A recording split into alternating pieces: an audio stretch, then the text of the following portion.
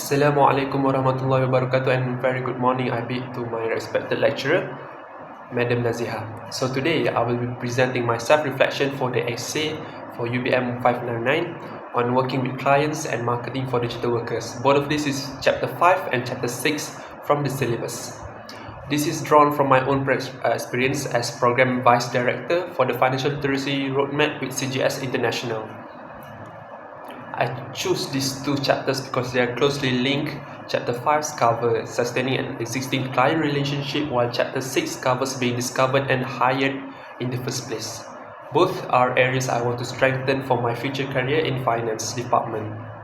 As Program Vice Director, I coordinated with the esteemed guest, my own guest, which is from CGS International. They are traveling all the way from Kuala Lumpur to UiTM Segamat Cawangan Johor and work with UiTM, and I work with UiTM Student Affairs to secure all the forms and to secure the venue and equipment.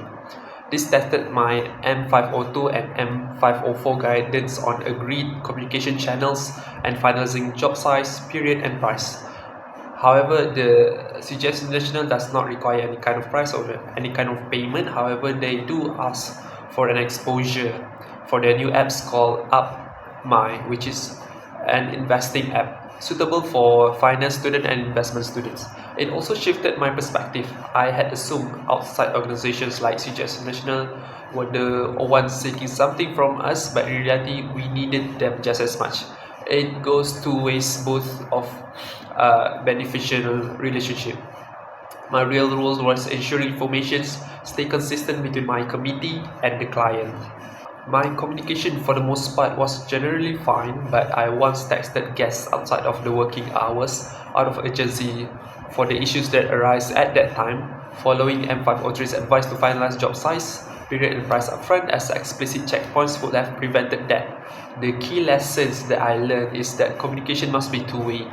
Never one party only pursuing the other party to the point of exhaustion. Like when I was texting the guest, I was desperate for a reply because the issue must be settled as quick as possible.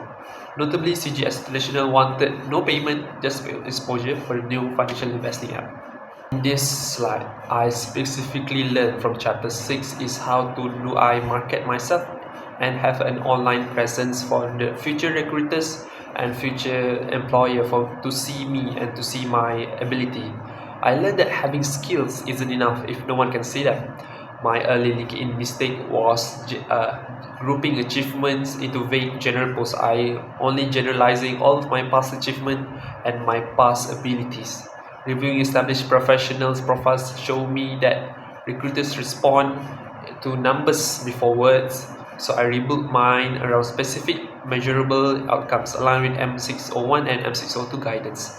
This is where I put figures in my LinkedIn profile and with appropriate pictures with suitable elaborations about why and what I achieved in that sort of achievement and program. The two skills that I mainly developed from this experience is professional communications and professional restraint, as well as building my online presence around my LinkedIn profile.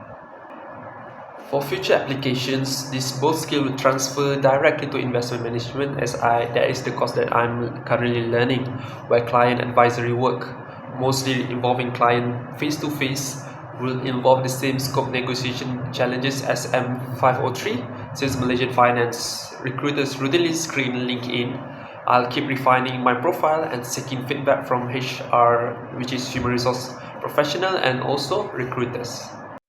A few suggestions I will have for this module is to clarify whether the M502's email restriction is platform specific or is it universal.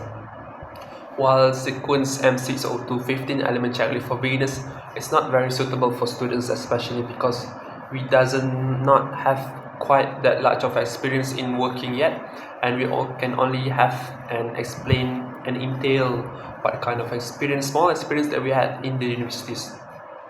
Lastly, give Malaysian payment compliance such as with BNM, Bank Negara Malaysia, and also to adhere to the regulations AMLA, Anti-Money Laundering Act, and also there is a need for more clarifications and add work examples.